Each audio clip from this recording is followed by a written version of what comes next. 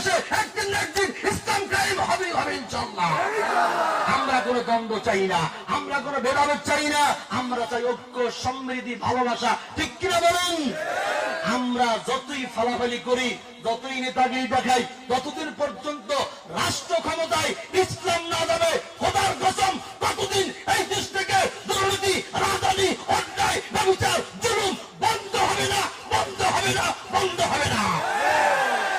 ধর্ষণ, জেনা, অন্যায়, অবিচার, জুলুম বন্ধ করতে হয়। রাস্তা একটাই, সেটা হলো কোরআনকে, ইসলামকে ক্ষমতায় নিতে হবে। ঠিক কিনা? আমরা বিএনপি বুঝি না, আওয়ামী লীগ বুঝি না, জাতীয় পার্টি বুঝি না, চরমনাই বুঝি না, জামাত ইসলাম বুঝি না, জাসদ বুঝি না, বাসদ বুঝি না। আমরা সবাই ভাই ভাই, কারোর সাথে আমাদের কোনো বিরোধ নাই। আমরা কাউকে ক্ষমতায় দেখতে চাই না, ক্ষমতায় দেখতে চাই ইসলামকে। কারা ইসলামকে ক্ষমতায় দেখতে চান?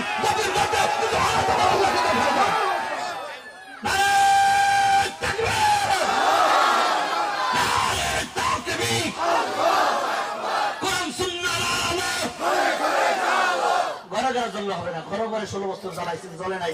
এখন কোরআন সুন্নাহ হলো সংসার পর্যন্ত জ্বালাইতে হবে, বাতিলের কলিজার মধ্যে আগুন জ্বালাই দিতে হবে। ঠিক কিনা বলেন?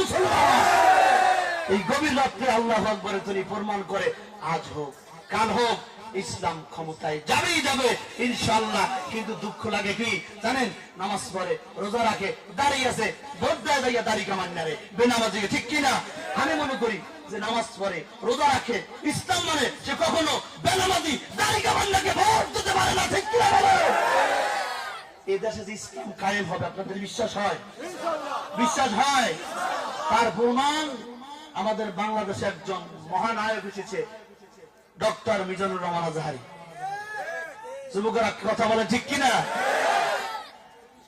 চট্টগ্রাম পেকুয়ার পরে গতকালকে যশোরে বাংলাদেশের ইতিহাসে সবচেয়ে বেশি জনগণের সমাগম হয়েছে ইসলামের পক্ষে, কোরআনের পক্ষে।